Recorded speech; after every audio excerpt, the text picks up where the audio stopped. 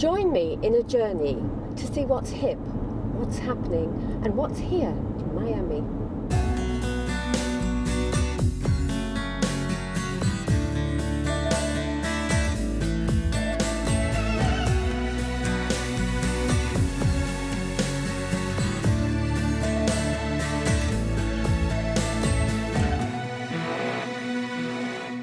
Unique to Miami are its districts, and I was tempted to take an Art Deco walking tour, a zippy Vespa trip around the outdoor art area of Wynwood, so why don't you join me?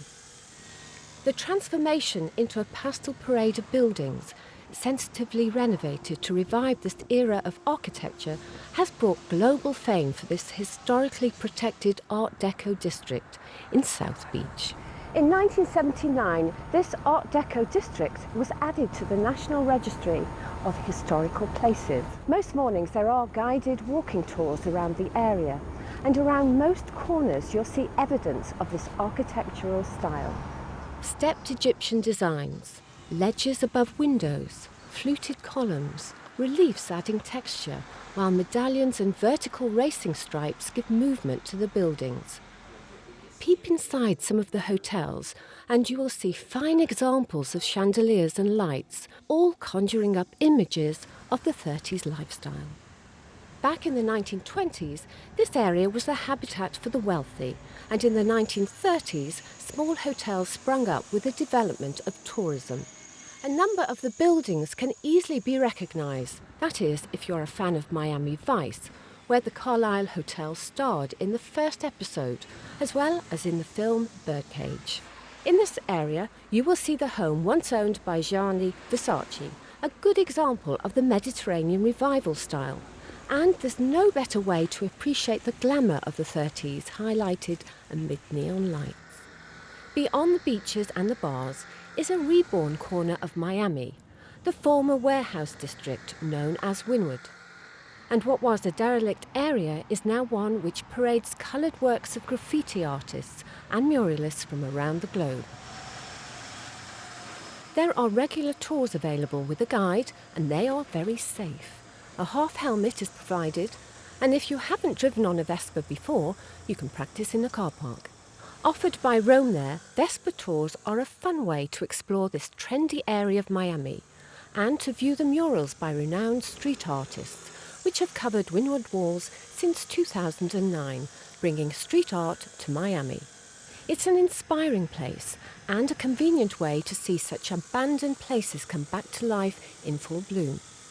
Here graffiti is legal and denotes politics, pop heroes, propaganda messages, but in all a mass of colour. It's bold, bright and in your face. The verdict? Well, whether by bike, scooter, 2 legs or 4 wheels, the tours are not only fascinating but interesting and fun. And there is so much to learn and to discover from these different eras, regenerated areas and architectural styles.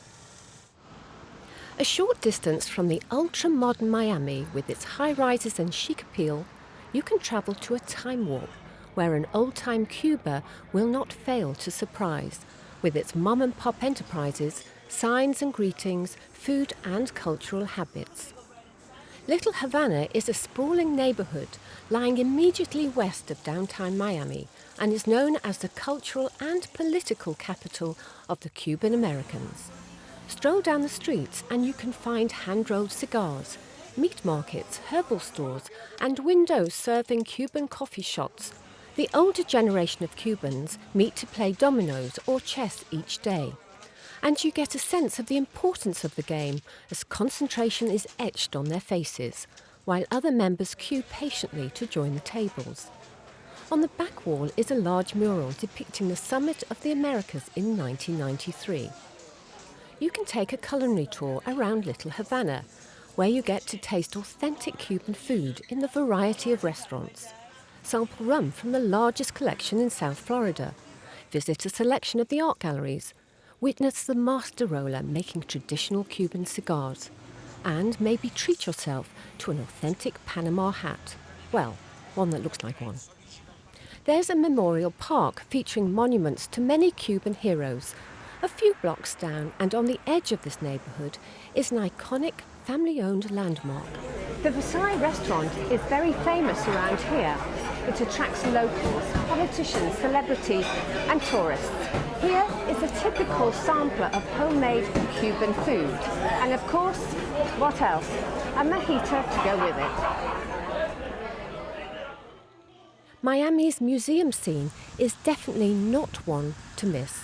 From a library of artifacts, a memorial sculpture, master paintings, a touch of artistic eroticism, to acres of historical landmarks.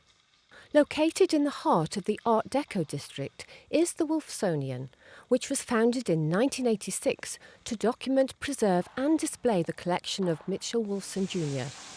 As you walk in, you are greeted by the ornate Art Deco fountain in the main lobby. And in view is the weighty 6'6" wrestler statue, the museum's emblem, which was originally on display at the 1932 Olympics in Los Angeles. Today, it is a museum showcasing North American and European artifacts from the modern era, with an emphasis on design history and its contemporary relevance.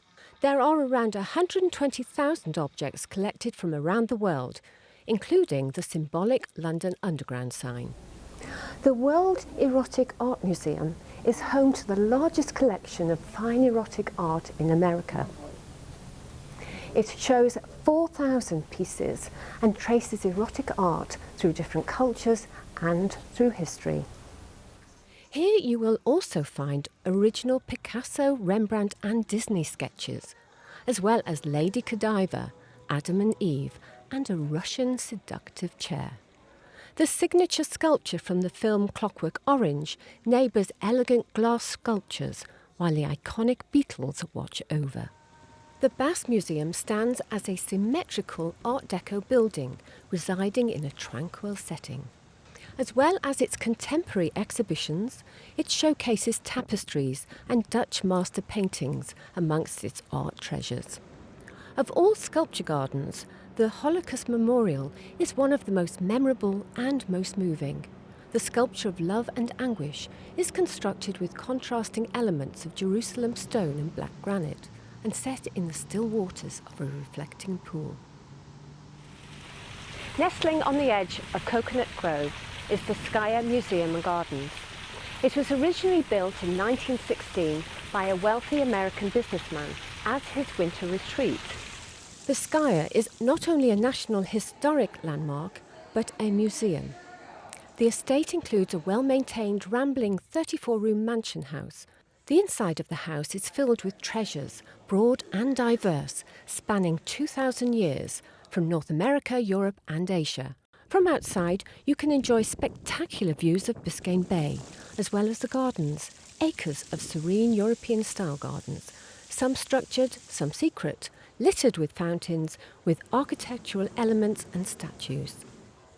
Reflecting Miami's commitment to art and design, the Bakehouse Art Complex is a non-profit organisation for around 70 emerging artists located within the Wynwood Arts District. To get acquainted with Miami's thriving art scene, you can stroll around the exhibition galleries and see the artists at work in their studios. And while in the Wynwood Arts District, check out the floor-to-ceiling murals, famed by a graffiti artist, and an 11-foot sculpture at the Wynwood Kitchen and Bar. What we've done here was pretty much convert what used to be a primary industrial warehouse area into a first-class open-air museum. There was a lot of existing street art in the area, a lot of artists and galleries that were already here in Wynwood.